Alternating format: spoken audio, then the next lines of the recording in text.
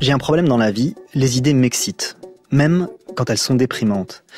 J'ai encore une fois ressenti ça quand j'ai rencontré Sename Kofi Agbojinou. C'était à la fin de l'été, à la Manufacture d'idées, le festival Intello qui se déroule près de Mâcon et où je vais chaque année. Je devais le rencontrer pour discuter des villes africaines, de leur bétonisation et des éventuelles alternatives dont on dispose au tout ciment.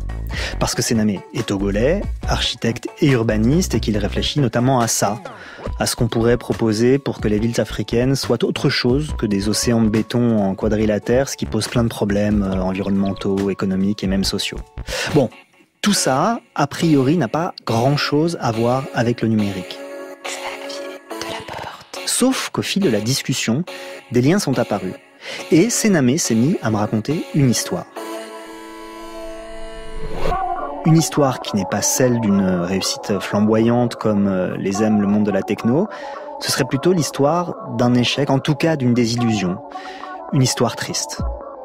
Mais cette histoire, j'ai envie de la raconter quand même parce qu'au milieu se glissent plein d'idées. À sa manière, Sename est un penseur. Et les histoires tristes, quand elles sont dites par les penseurs, font réfléchir, parfois même peuvent être enthousiasmantes. Le code a changé. Donc, on va partir du début.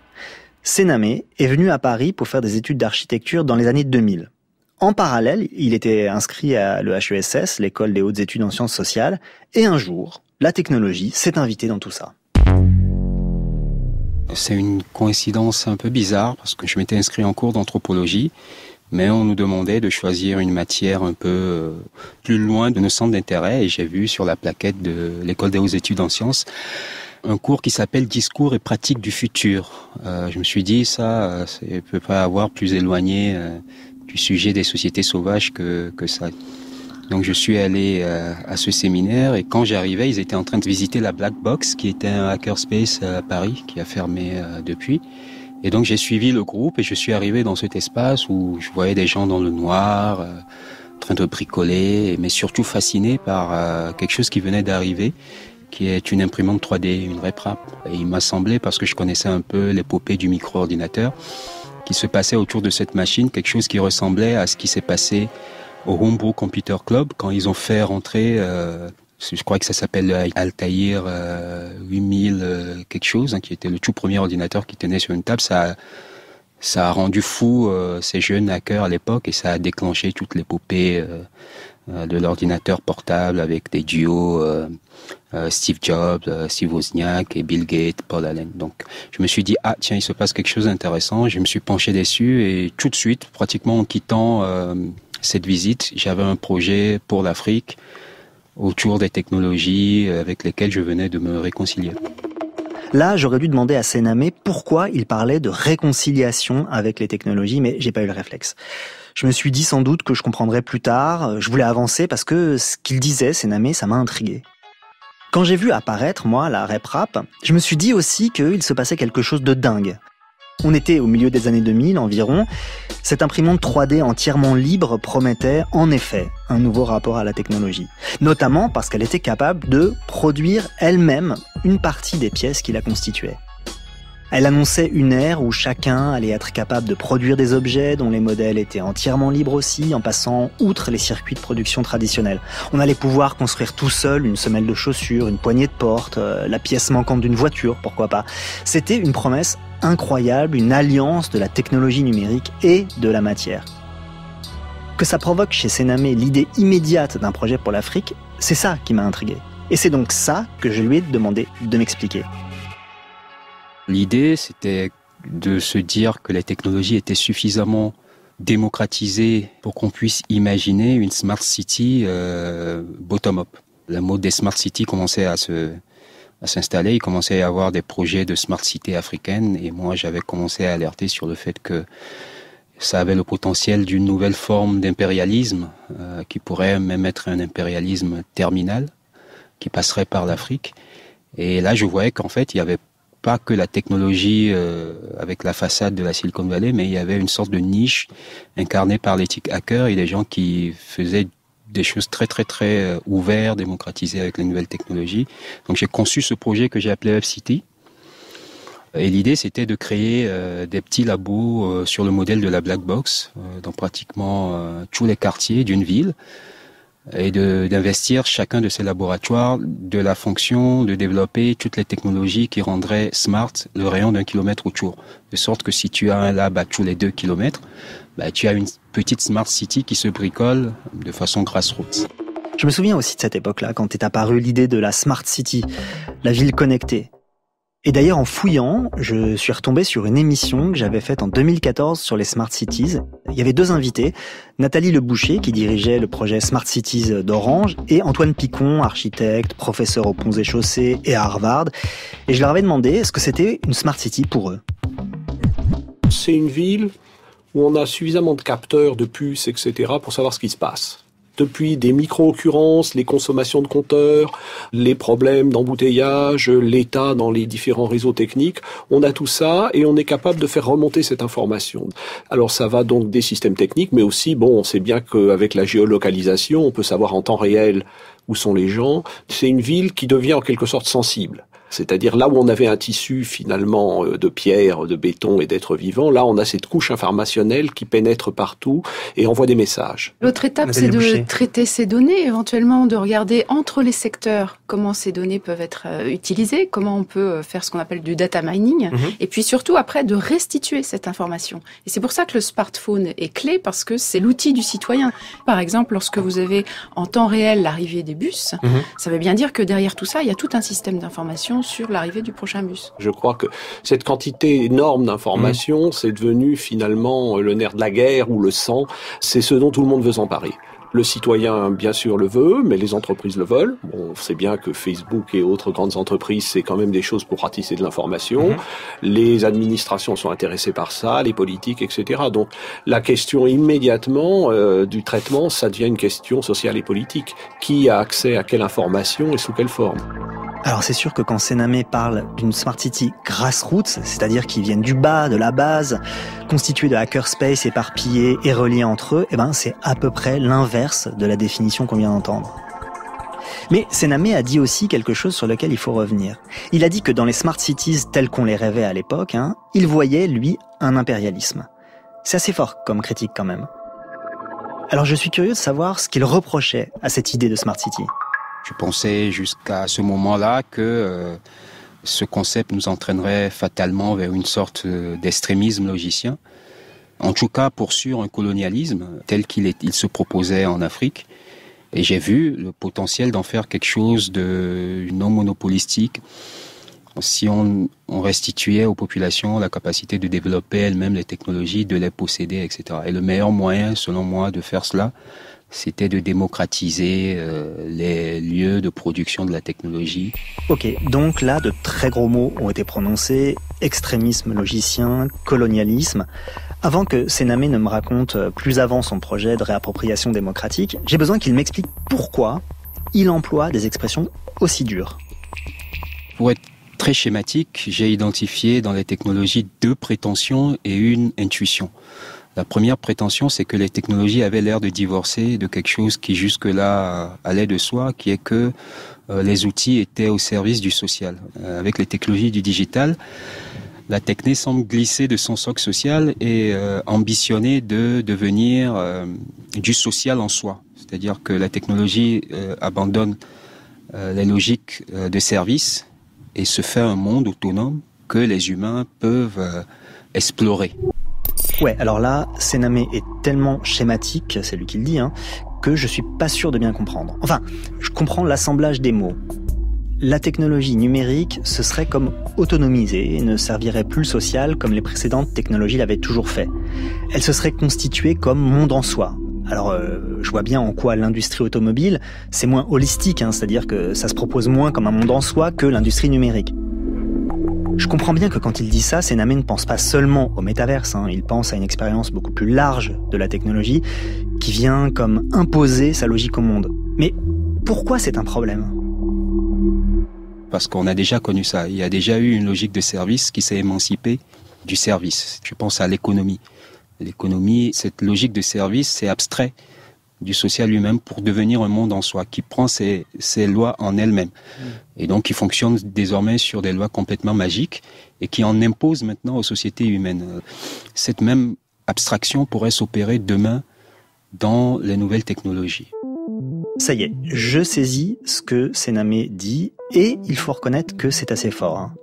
Si je comprends bien, il m'explique qu'un outil créé par l'humain peut s'abstraire des raisons pour lesquelles il a été créé et finir par imposer ses propres lois. Alors l'analogie avec l'économie, elle est lumineuse. C'est vrai que l'économie impose ses lois comme si elles étaient des lois de la nature, alors qu'on sait bien que ça n'est pas le cas. D'ailleurs, je me souviens avoir lu des textes d'économistes hétérodoxes, pas libéraux, expliquant par exemple que la loi de l'offre et la demande, considérée en général comme une vérité économique déduite de l'observation du réel, c'était en fait une pure construction. Il n'y a pas de loi de l'offre et la demande dans la société. Il y a juste des modèles économiques qui imposent ce rapport entre l'offre et la demande. Alors, appliqué aux technologies numériques, ça voudrait dire qu'elles pourraient finir par nous imposer leurs lois, leur propre logique. Mais je me demande quelles pourraient être ces lois. Alors, je pense à une parmi d'autres. La loi selon laquelle, pour qu'un service fonctionne mieux, qu'il serve mieux, il faudrait qu'il me connaisse et donc ait accès à mes données personnelles. Ça, c'est une logique qu'on finit par incorporer, c'est une loi à laquelle on s'est soumis avec plein de conséquences terribles. Avant le numérique, aucune technologie n'imposait cette loi. Ma bagnole, elle me servait très bien sans rien savoir sur moi. Mon Walkman, il me servait très bien sans rien savoir sur moi. Ma télé, elle me servait très bien en croyant savoir des trucs sur moi, mais en fait, elle savait rien. Le numérique a imposé une autre loi comme si elle était naturelle. Résultat, on file nos données en pensant que c'est normal. Et c'est tout un monde qui s'élabore comme ça. Celui dans lequel on entre quand on est sur nos smartphones, quand on est sur nos ordinateurs, maintenant dans nos bagnoles, dans le métro, etc. Ce monde, c'est aussi notre monde. Ok, donc maintenant, je comprends ce que Sename annonçait comme la première prétention du technologique. Mais il a dit qu'il y en avait une deuxième et je serais curieux de savoir laquelle. La deuxième, c'est le pouvoir qu'ont de plus en plus les groupes technologiques et qui pourrait amener le capitalisme à se dire que, au lieu de forcer des États à fonctionner comme des entreprises, elle aura plus vite atteint son objectif en créant des entreprises qui deviennent des États. C'est facile à montrer puisqu'on a eu de gros signaux essentiellement de Facebook ces dernières années, tentative de battre monnaie, de créer son propre système de jugement, etc., etc. Intéressant ça. La logique capitaliste a d'abord poussé les États à se comporter comme des entreprises. Bon, ça on le sait, et on le voit tous les jours. On est quand même dirigé par un président qui a théorisé la Startup Nation. Mais Sename ajoute une autre étape. La logique capitaliste pousse aujourd'hui les entreprises, dit-il, à se substituer aux États. Alors ça c'est autre chose. L'exemple de Facebook que donne Sename, il est assez évident, mais ça me rappelle aussi un bouquin que l'ex-patron de Google, Eric Schmidt, avait écrit en 2013 avec Jared Cohen. Ce bouquin, il s'appelait Le Nouvel Âge Digital, rien que ça. Et parmi 1000 autres conneries, Eric Schmidt et Jared Cohen expliquaient que les États étaient vraiment un truc du XXe siècle, voire d'avant, des énormes structures bien lourdes, bien empêchantes, bien peu mobiles, et qu'il était temps de les réduire à leur portion congrue pour les remplacer par ces organisations merveilleusement agiles et innovantes que sont donc les entreprises de la tech. Qu'Eric Schmidt pense ça, c'est pas dingue. Il était le patron de Google à cette époque. Mais Jared Cohen, lui, avant de devenir un businessman, il avait été le conseiller de 2 ministres des Affaires étrangères américaines, Condoleezza Rice et Hillary Clinton. Une républicaine et une démocrate, ce qui dit quelque chose de la colonne vertébrale politique du mec. Bref, ce que Sename appelle la deuxième prétention du technologique, c'est-à-dire constituer des entreprises en État, elle est tout à fait réelle, et pas seulement dans l'esprit des patrons de la tech.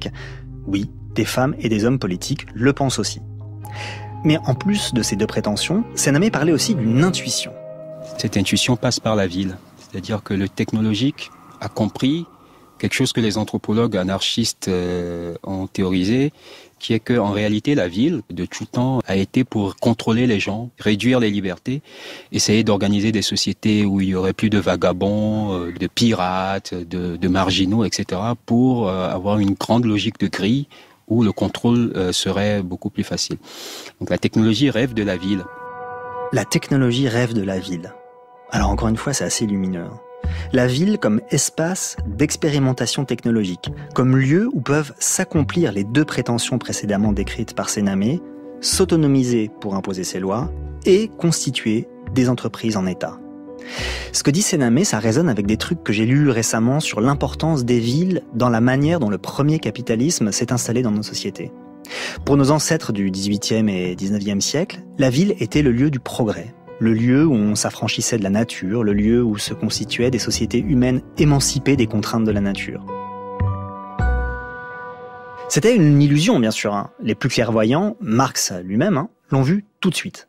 Mais ça a été vachement opérant dans l'imaginaire. Et ça a largement participé à nous faire croire qu'on était supérieur aux autres êtres vivants et à tous les peuples primitifs qui, eux, étaient soumis aux lois de la nature. Et c'est en écoutant Sename que je comprends que ce même imaginaire a été réactivé par le monde numérique. La Smart City telle qu'elle est rêvée par les grandes entreprises de la tech, c'est exactement ça. Et je me dis qu'il est frappant que cette même idée de la ville soit à l'œuvre dans ce nouveau capitalisme technologique. Bon, en même temps, j'aurais pu m'en rendre compte plus tôt. C'est assez évident quand on pense par exemple à tous ces films d'anticipation qui imaginent des villes hyper technologiques et presque infinies. Un exemple me revient en tête. Alors bon, j'aurais pu aller voir du côté de Metropolis ou Blade Runner, mais non, cet exemple qui me revient en tête, c'est le 5e élément. Quand dans le film de Besson, le personnage joué par Mila Jovovich s'échappe, passe par un conduit d'aération et se retrouve perché sur un mur au cœur d'une ville qui s'étend mais à perte de vue.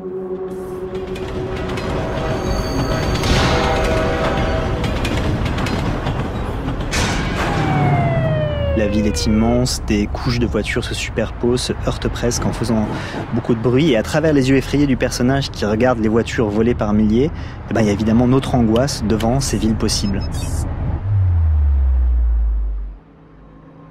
Donc, je comprends pourquoi, comme le dit Sename, la technologie rêve de la ville.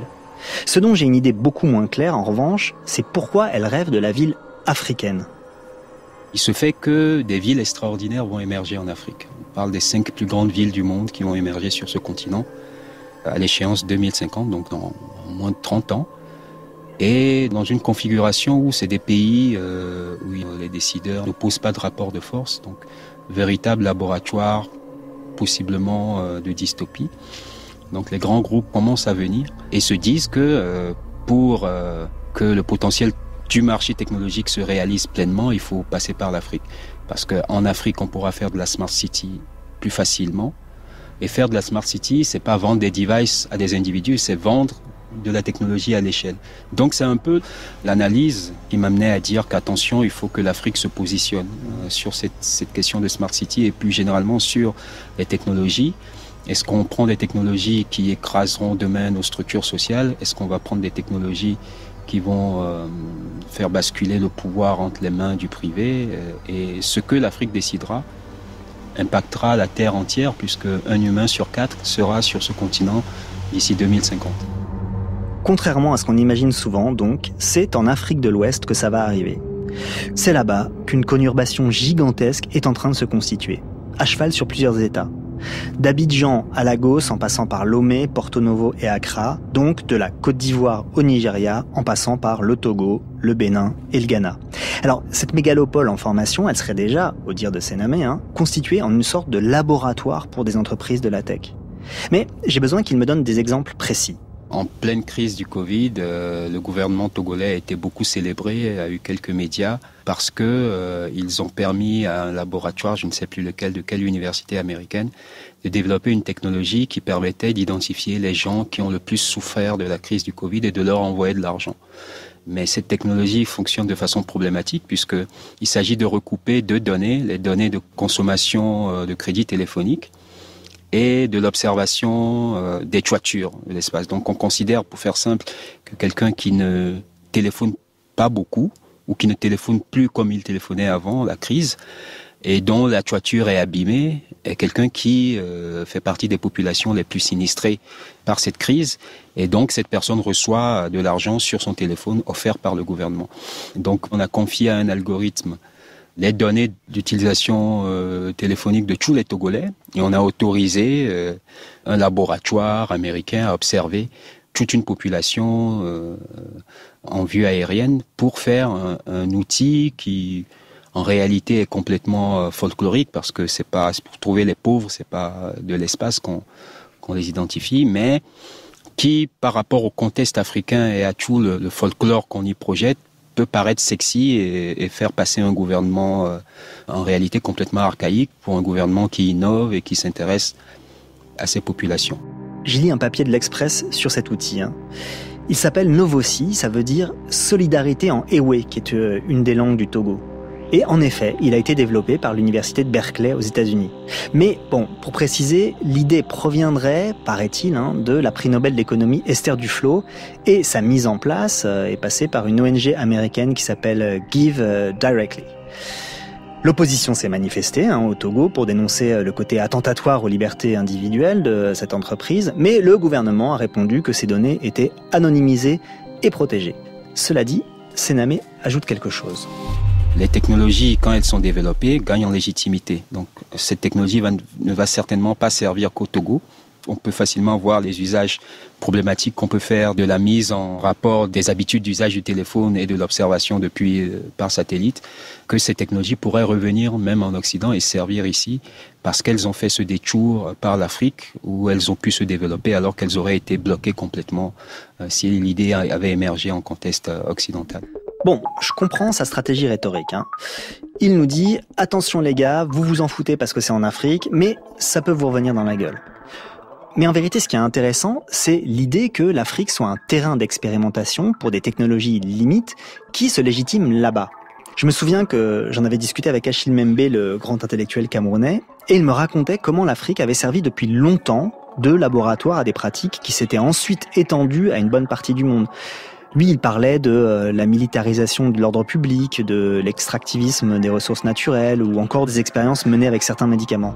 Tout ça avait été expérimenté en Afrique parce que les vies africaines comptent moins que les vies occidentales. J'ai l'impression donc que se rejoue aujourd'hui avec les technologies une vieille histoire. Et donc je soumets à Sename ma remarque. Oui, c'est complètement ça. C'est un continent laboratoire pour du technologique, pour tester des choses que le consentement éclairé qui est exigé dans les démocraties empêche d'advenir. Évidemment, n'existant pas dans ces contextes, peuvent facilement se concrétiser. Quand il dit ça, Sename doit, j'imagine, penser au Togo. Le Togo, c'est un pays qui est actuellement dirigé par Faure Gnassingbé, qui a succédé en 2005 à son père, qui lui-même fut président pendant 37 ans. Ça sent bon le népotisme. Mais bon, ce phénomène d'expérimentation, il n'est pas propre au Togo. On sait bien que certaines technologies de surveillance, par exemple, ont été vendues à des pays peu regardants sur les questions de liberté individuelle, où ils ont été testés, expérimentés, avant d'être étendus et vendus à d'autres pays. Bon, c'est le cas par exemple du logiciel espion Pegasus, qui a été développé par la société israélienne NSO, vendu d'abord au Mexique et puis à une quarantaine de pays, dont l'Allemagne, l'Espagne et tiens, le Togo. Bon, le Togo, on y revient, Sename me raconte une histoire qui m'avait complètement échappé. Le même gouvernement a célébré récemment le fait que Google a connecté. Vous savez que Google déploie des câbles sous-marins pour de la connexion Internet. Et le câble qui est censé connecter en partie le continent africain a été inauguré au Togo. Google a choisi Lomé comme point d'entrée sur le continent. Alors, la réaction de notre gouvernement a été évidemment de dire, voyez, regardez ce petit pays de rien du tout innove, on vient d'accueillir Google, donc on a dressé le tapis rouge, on a célébré cela. Et dans le discours qui a accompagné cet événement, je n'ai vu produire aucune critique et je n'ai surtout pas entendu dire qu'on avait demandé de la contrepartie à Google. Je n'avais jamais entendu parler de ce câble. Google, donc, l'a baptisé Equiano, du nom d'un écrivain nigérian, j'apprends ça, du XVIIIe siècle, Uloda Equiano, plus connu sous le nom de Gustave Vassa. Alors, quand on lit un peu la vie d'Equiano, il avait été enlevé en Afrique, il est devenu esclave, il a été déporté aux États-Unis, puis en Angleterre, où il a été affranchi et où il s'est mis à écrire. Et il est devenu un défenseur de l'abolition de l'esclavage, et ses textes d'ailleurs ont influencé jusqu'à Martin Luther King. Le câble Equiano est donc la propriété exclusive d'Alphabet, la maison mère de Google. Il a été inauguré en mars 2022, il part du Portugal, il va jusqu'en Afrique du Sud, et il arrive en Afrique par Lomé. Lomé qui se trouve au centre de la future conurbation dont parlait Sename. C'est merveilleux. On croirait revoir les routes de la traite négrière, mais cette fois, ce câble porte le nom d'un abolitionniste historique. Bon, bref. En lisant la presse africaine, j'ai pu constater, comme le racontait Sename, que l'arrivée du câble a été célébrée comme une étape décisive dans la numérisation du pays, augmentation de la bande passante dans un pays et une région mal connectée, promesse de l'entreprise Alphabet que ça générerait jusqu'à 36 000 emplois au Togo. Et là d'ailleurs, c'est la ministre de l'économie numérique et de la transformation digitale, Sina Lawson, qui faisait un discours, c'était le jour même de l'inauguration du câble.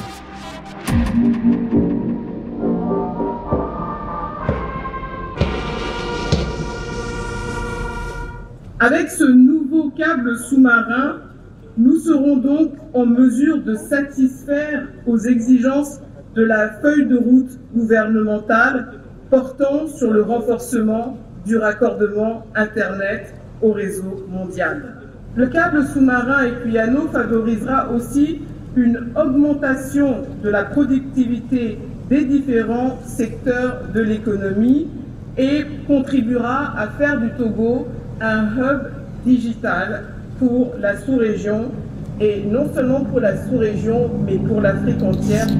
Sename, lui, y voit arriver Alphabet et Google comme une puissance en pays conquis.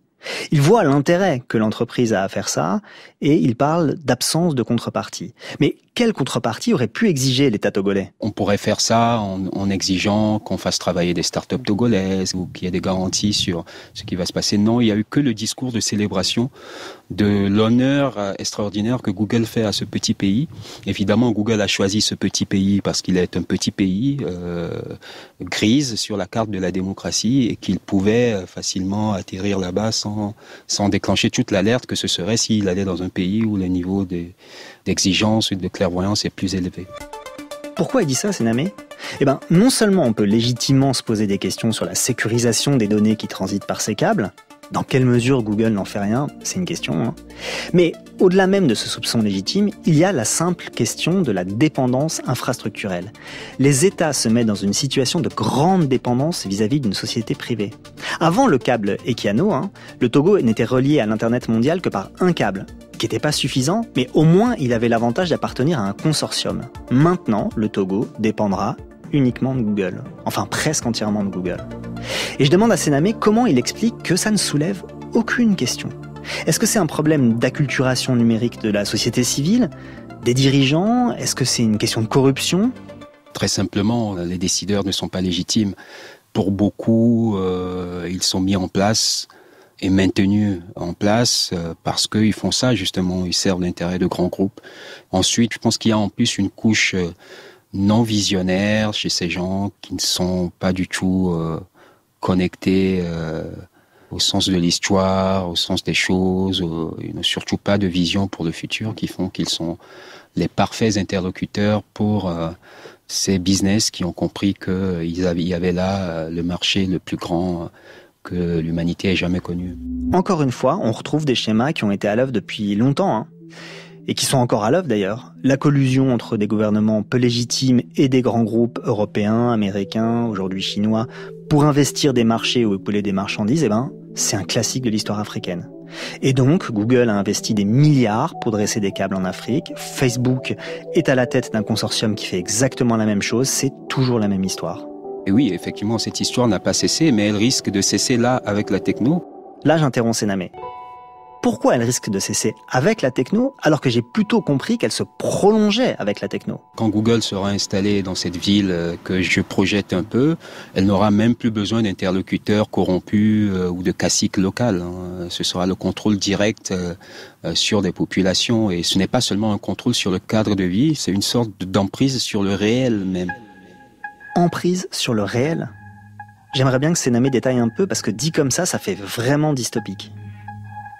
On n'arrive pas encore complètement à voir quel est le potentiel de cette forme nouvelle de colonisation, mais ce n'est pas uniquement du contrôle, parce que qu'est-ce qui se passait avant ?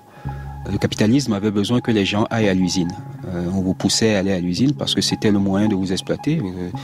Vous utilisiez votre force de travail, vous faisiez tourner la machine d'exploitation et on pouvait vous surveiller. Maintenant, dans le capitalisme en reconfiguration essentiellement digitale, la force de travail est devenue une commodité. On n'a pas besoin que des gens aillent à l'usine, les machines font très bien le travail. Le vrai effort de production qu'on demande aujourd'hui, c'est d'être sur des devices. Tant que vous êtes sur vos ordinateurs, sur vos téléphones, vous libérez de la donnée qui est le nouveau matériau à extraire. Donc, ce nouveau capitalisme, il a besoin de nous garder chez nous.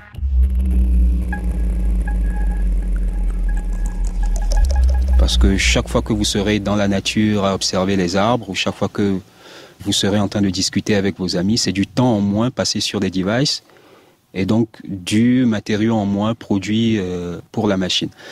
Donc, on doit être coupé de la nature et on doit être très individuel dans le sens de ne pas inscrire dans des logiques de groupe. Et c'est ça qui fait qu'on est utile à ce capitalisme-là. Et on doit donc dégager tous les espaces publics uniquement à l'algorithme, c'est-à-dire à des livreurs Uber, jusqu'à ce que les drones prennent le relais. Donc on va vers une configuration où, pour que le technologique s'épanouisse, eh bien, le technologique comprend que les gens doivent changer de mode de vie et vivre dans des sortes d'habitats, des grappes d'habitats, chacun chez soi. Et c'est le meilleur moyen de continuer à générer du profit. Où l'on retrouve donc la ville, lieu idéal pour construire ces sociétés individualisées et détachées de la nature. Alors je trouve cette description générale de la logique propre au capitalisme digital à la fois très claire et très brillante. Que ce nouveau capitalisme numérique ait comme ressource principale l'extraction des données, bon, ça, on commence à le comprendre. Mais je trouve que l'articulation que fait Sename avec le mode de vie est passionnante. En effet, pour extraire de la donnée au maximum, il vaut mieux que les personnes s'extraient de la sociabilité physique et de la nature pour produire le plus de données en étant sans cesse connectés. Mais alors, comment ça affecte en particulier les sociétés africaines? Ça, je l'ignore. Eh bien, Sename m'expliquer. Les sociétés africaines sont des sociétés de l'expansion dans la nature et de la multiplicité du lien. Donc c'est des sociétés auxquelles ce mode de vie-là vont faire le plus violence. Ce n'est pas des sociétés atomisées sur le modèle des sociétés occidentales. Donc c'est soit elles résistent, et pour résister, il faut qu'elles développent des alternatives. Et donc là, elles civilisent le projet dystopique. Ou alors, elles digèrent cela comme elles le font souvent. Les populations africaines ont cette grande capacité à tout prendre, à tout s'approprier rapidement. Et auquel cas, ce sera réglé pour l'humanité entière parce que le poids de ces sociétés-là par rapport au poids global de l'humanité sera énorme. C'est un humain sur 3 en 2100 qui sera africain. Encore une fois, je retrouve là des choses lues chez Achille Mbembe, mais aussi chez d'autres intellectuels africains, comme le Sénégalais Felwine Sarr, l'idée que l'Afrique est l'avenir du monde. Alors, pas dans le sens où un jour l'Afrique s'éveillera et conquérera le monde, mais au sens où l'Afrique sera bientôt, du strict point de vue quantitatif, une grande part de l'humanité. Ce qui s'y joue aujourd'hui est donc central pour la totalité de l'humanité. Sename évoque une possibilité, que se développent des alternatives. Et donc, il me semble que c'est ce qu'il avait essayé de faire avec son réseau des Hack Labs. C'était ça, l'intuition ? Nous, le pari qu'on avait fait, c'était de faire des réseaux donc de lieux d'innovation, en tout cas pour ne pas rester sur du théorique et proposer une alternative. C'est un peu le projet que moi j'avais construit, mais les projets qui ont suivi d'espace n'ont pas du tout été investis de la même radicalité et on voit que très rapidement, ils confinent à de la critique, ce que j'appelle la critique artiste. Alors que moi, je voulais qu'on investisse réellement de ces lieux-là, la capacité de transformer la vie. Ah, c'est sûr qu'on est là face à un projet qui propose un autre paradigme dans la conception de la ville. Une sorte de réseau de petites usines numériques hyper locales qui viennent contrecarrer le gigantisme, la standardisation, la disparition du lien, la désappropriation et tout ça. Mais bon, concrètement, ça ressemblait à quoi ? C'était 2 espaces de 650 mètres carrés chacun. On avait au moins 6 projets qu'on avait réussi à viabiliser. Un projet de collecte de déchets dans le rayon d'1 kilomètre autour des 2 lieux, de tous les déchets plastiques. Un projet de monnaie locale, donc chacun de ces 2 espaces avait une monnaie qui circulait dans un rayon de kilomètres autour, qui était acceptée par quelques commerçants.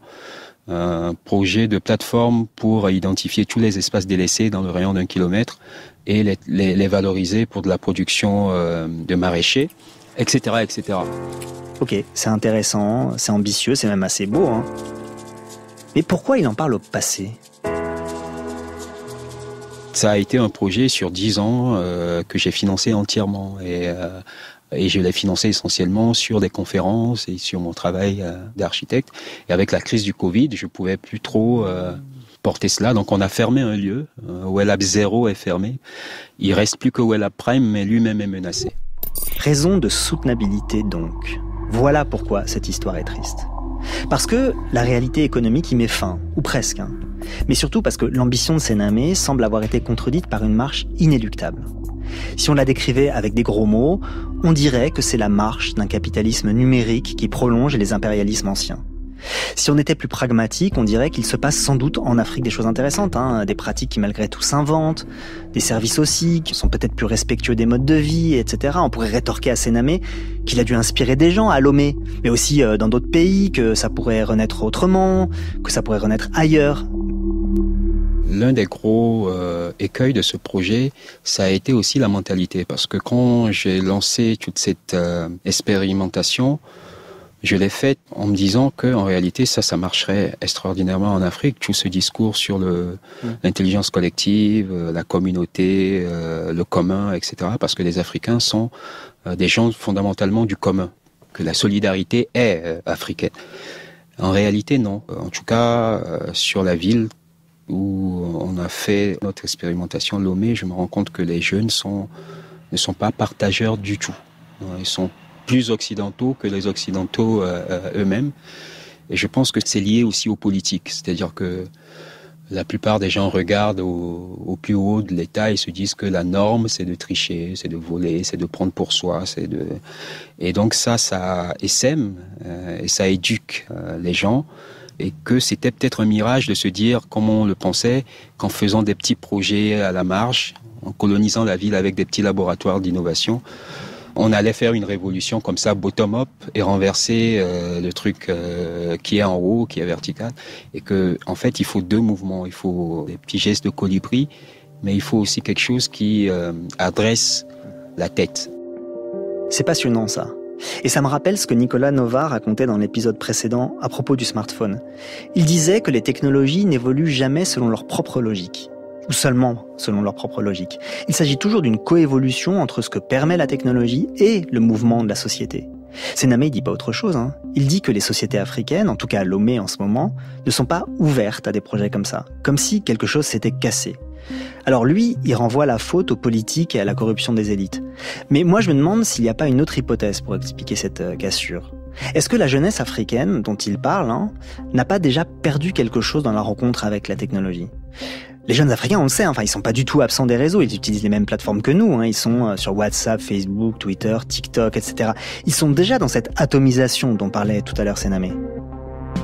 Oui, maintenant, oui, mais alors quand moi j'ai commencé il y a 10 ans, il n'y avait pas tous ces réseaux sociaux, il n'y avait pas ces technologies-là, et j'avais des jeunes, entre guillemets, plus ou moins neufs sur un plan purement technologique, c'est même ça qui était intéressant, mais j'ai quand même eu les problèmes dont je parle, évidemment. L'éducation technologique ne va pas arranger les choses. On va aller de plus en plus vers des sociétés. Il y a un philosophe, Ortega de Gasset, je crois, qui appelle ça la société masse. C'est-à-dire on va de plus en plus aller vers une jeunesse masse, dans le sens où en fait quand on a des groupes qui ont un accès trop facile à la technologie, on pourrait arriver à une situation où la jeunesse ne pense plus. Elle n'a que des mouvements de groupe en fait. On n'a pas assez d'espace de dégagement pour agiter de la réflexion. Quand on n'a pas beaucoup d'espace, on bouge ensemble en fait. Bon, c'est hyper pessimiste. Ça rappelle un peu d'ailleurs ce que la professeure du MIT, Sherry Turkle, avait identifié dès 2011 dans son livre à succès Alone Together. Elle avait identifié ce double mouvement assez paradoxal que résumait son titre « Seul ensemble ». En gros, les réseaux nous relient comme nous ne l'avons jamais été, mais conjointement à des processus d'hyper-individualisation. En gros, on est seul mais ensemble. On est reliés mais isolés. Sename, lui, il y voit une occidentalisation des modes de vie et de relations dont la technologie est un des agents, pas le seul évidemment, mais un agent important. Du coup, ça pose une question. J'y reviens, la question de ce que ça produit dans les sociétés africaines. Ce qu'on appelle la sagesse, le respect est très fort en Afrique et il y a une sorte d'obligation des jeunes générations envers les anciennes pour le fait que les anciennes peuvent les guider dans la vie. C'est-à-dire quand je respecte mon papa, ce n'est pas parce que je suis quelqu'un de bon, c'est du commerce en fait. Je le paye en retour de la capacité qu'il a à m'expliquer la vie. Il peut m'amener dans la forêt, me montrer telle feuille et me dire « Ah, ça soigne telle maladie ». Mais on est dans des conditions aujourd'hui qui font que grâce à cette sorte de grande démocratie du technologique et des usages pas toujours les plus intelligents, voire même très médiocres du technologique, les jeunes pensent plus savoir que les anciens. Donc cette chose fondamentale qui est le respect et qui est un élément fondamental de la sagesse africaine et qui fait tenir les sociétés africaines ne va plus être aussi évident que cela. Et Sename donc s'inquiète de ce que ça pourrait donner. Ce que ça pourrait donner dans un avenir très proche. Et d'ailleurs, il m'alerte sur l'urgence de manière assez flippante, faut reconnaître. Le futur dont je parle est de moins en moins différé. En réalité, quand tu traites du futur aujourd'hui, tu traites du présent. Le futur est de plus en plus présent. Il arrive à un rythme effréné. On risque de se prendre très bientôt le futur. Ou en tout cas, on se prend régulièrement le futur dans la gueule. Bon, voilà. La discussion aurait pu s'arrêter là, à ce constat dur et un peu sans issue. Sauf que je me suis souvenu d'un truc. Sename est architecte. Il milite pour une architecture qu'il appelle néo-vernaculaire, c'est-à-dire qui essaierait de lutter contre le tout béton des villes africaines en remettant au goût du jour une architecture traditionnelle. Et du coup, je me pose une question. Quel lien tisse-t-il entre tout ça ? Entre l'architecture, la fragmentation des sociétés africaines dont il vient de me parler, la technologie dont il décrit si bien les prétentions ? Est-ce qu'il y a un lien, donc, pour le dire grossièrement, entre les réseaux sociaux et le ciment ? Moi, j'ai un combat ancien, un combat de 20 ans maintenant, pour remettre au goût du jour la construction en terre, pour plusieurs raisons, dont une qui souvent paraît anecdotique, qui est que, en réalité, le potentiel de forme de la terre, ces formes très organiques, très courbes qu'on a dans les architectures anciennes africaines, patrimonialise aussi de vraies éthiques profondes. Il y a des choses dans la stabilité du groupe social qu'on atteint avec certaines formes qu'on perd dans l'architecture standardisée en parpaing ciment, quadrant, sur plan carré. Et donc, mon dilemme pendant longtemps a été de se dire, mais on peut pas faire de la terre à l'échelle. Est-ce que ça suppose que si tu veux faire de la construction moderne en terre pour essayer donc de mettre en avant toutes les valeurs qu'elle peut héberger, tu le fais ponctuellement, tu fais des gestes, mais tu peux jamais imaginer des grandes installations en terre.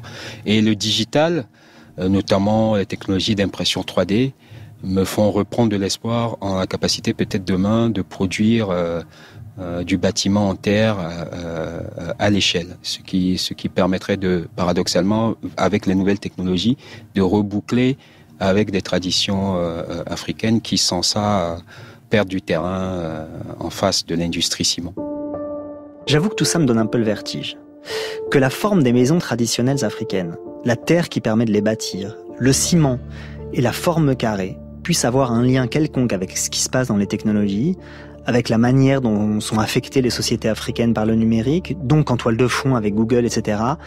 J'avoue, que ça me remue la tête.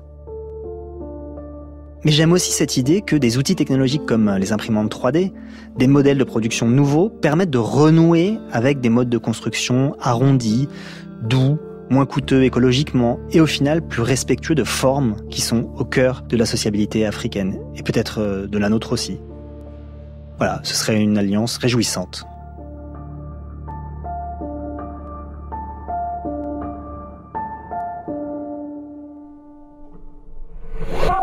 Merci à Sename Kofi Agbojinou.